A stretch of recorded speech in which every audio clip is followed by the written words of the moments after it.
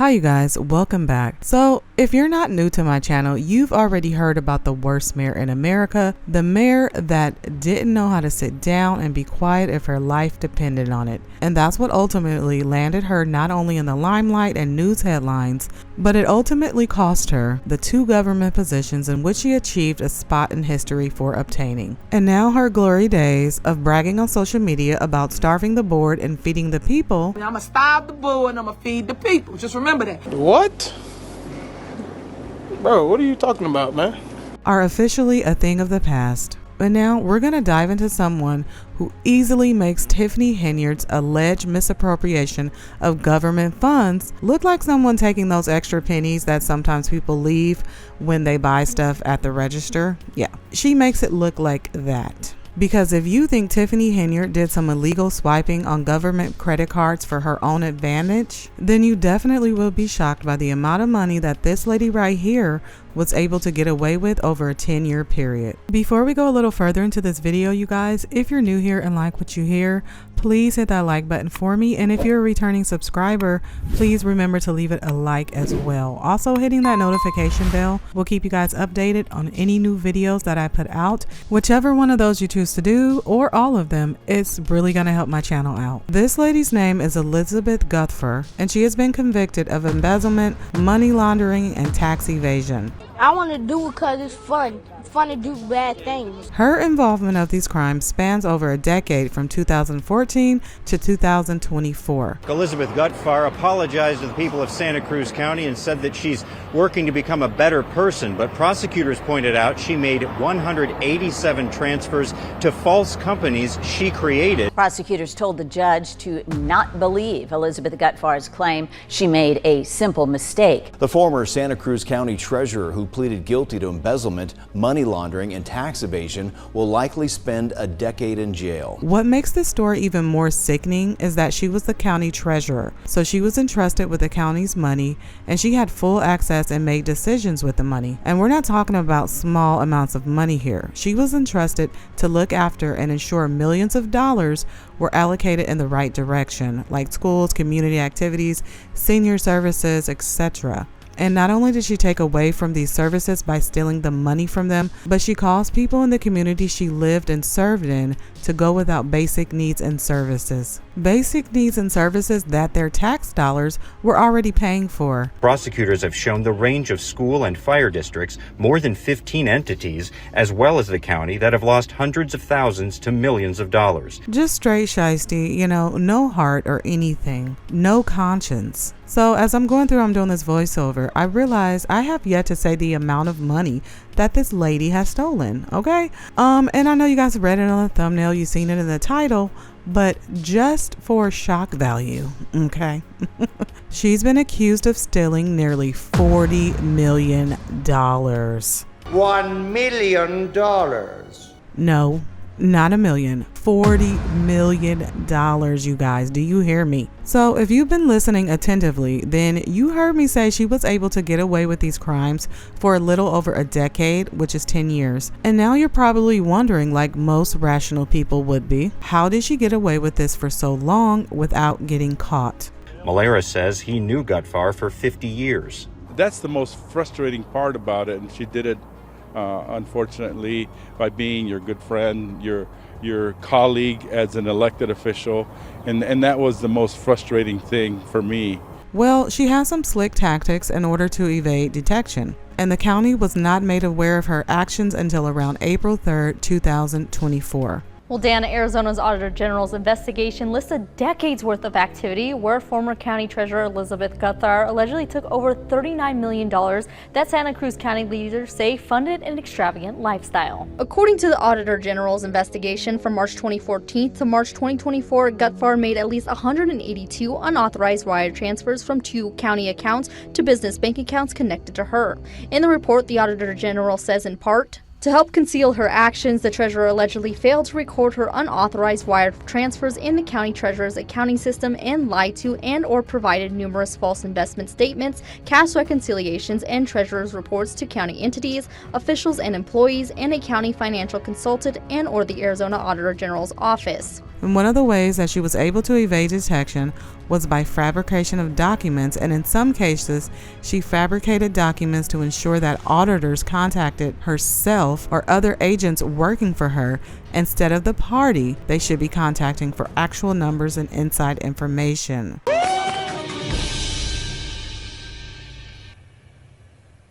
Wait a damn minute. I'm telling you guys, the details just get seedier and seedier the more I research this case. So another way she was able to avoid detection was by exploiting the reconciliation process by misreporting daily warrants. All right. So she was misreporting the daily warrants line item on reports she submitted as part of the reconciliation process. So if you've been watching my channel for a while, then you know I have a lot of videos of Tiffany Henyard, aka Super Mayor videos that show Tiffany Henyard, who was the mayor of Dalton, Illinois. And in those videos, I go over many board meetings in which the Dalton Board of Trustees would always vote down a lot of the payments on the warrant list that were presented to them during the time while Tiffany Henyard was in office. Not paying the bills, we're moving on. Why I gotta have all this controversy? Why I gotta have all this back and forth with my board? For what? When I put you in your seat, trustee house, trustee Belcher, never would have been a trustee. I the one made it possible for you guys to sit where you are now. And all I wanna do is help the people, that's it. And a warrant list is effectively an invoice or expense of a county entity. So the trustees would always vote no, and then Tiffany would begin to grandstand and berate them by often going on long speeches, trying to get them to change their votes in favor of paying for all the bills she presented through the warrantless process.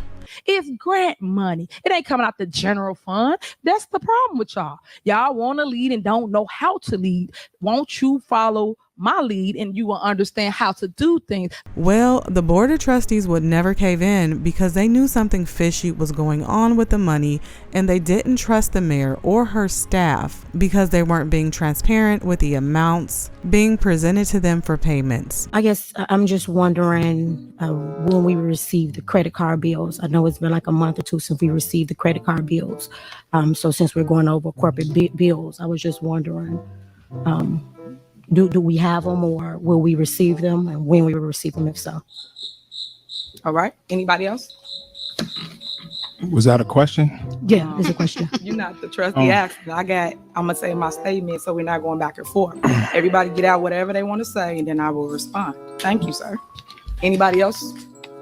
Everybody got everything out that they wanted to say? All right. As relates to anything that happens here at the Village of Dalton, when we send out the warrant list to the Board of Trustees, it is 24/7 that you work as an elected official. If you get it late on time, you still have time to reach out to myself. As I stated in several meetings, call my phone. I work 24/7. My phone is never off. If a board member has a issue, a debate as relates to a warrant list up here. So even though the board of trustees kept fighting the good fight and questioning the bills being presented to them every board meeting, they couldn't fully stop the financial bleeding during her reign of terror. So if you can give me your reasons for why you want to cut the items. I'm sorry, my original statement was overall was cost savings to the village. So that's why you want to reduce each item? Yes, Mayor. And due to Tiffany Henyard's careless and reckless spending, the Village of Dalton was on the brink of bankruptcy. So to sum up and explain why I use the Village of Dalton as an example in comparison to what Elizabeth Gutfahr did as far as the tactics she used to get this money siphoned out. Since Elizabeth Gutfahr was giving such absolute control and basically no oversight, she was able to make up numbers for bills that needed to be paid by the county. And in doing so, she would then take whatever was left from those overpayments and use that money to balance the treasurer's report and fill the gap in declining account balances. Okay, I hope that made sense to you guys, because I'm learning a lot of this as I research about the tactics that she would use to get away with this for so long. If something I said didn't make sense or add up to what I was trying to get across and explain, and you have a better way of explaining it, I would really appreciate it if you left me a comment down below regarding my illiteracy in government finances, okay, and jargon. But, you know, just be nice about it, okay? All right? We all have areas to work on. Let's move on and let's look at another way she was able to avoid detection, and that was by avoiding the state auditor's general scrutiny. And she did this by only wiring monies from the month of August through the month of May. She did this because as a treasurer, she knew that the state auditor general only reviews the fiscal year end financial statements to verify account balances.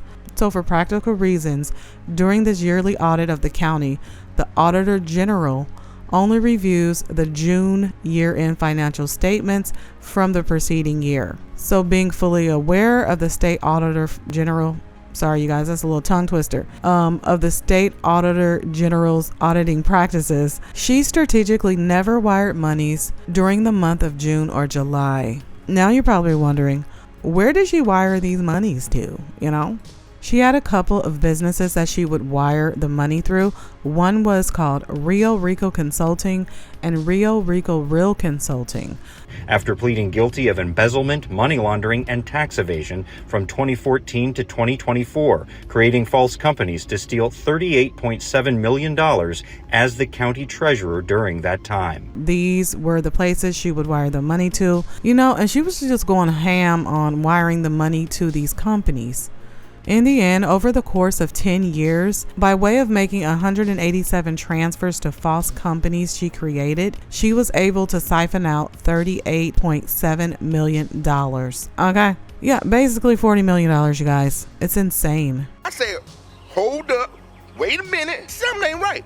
So just to give you guys an idea of some of these transactions that took place, I mean, these multiple transactions that took place over the span of 10 years, this is what I found. So we're just going down this page, and as you guys can see, there are multiple transactions and months. And as we go down and we get closer to like 2021, 2022, and so on, these numbers get bigger. Okay, so she got bolder, but honestly, from day one, it was like she went in there with a plan. She was not shy about transferring all this money to her businesses over and over again. As we see, we have Rio Rico Consulting here, and the money is being transferred into there. And there's Rio Rico Real Consulting, money being transferred into there. I mean, and the list just goes on and on until you're down at the bottom with a total of $39,412,100.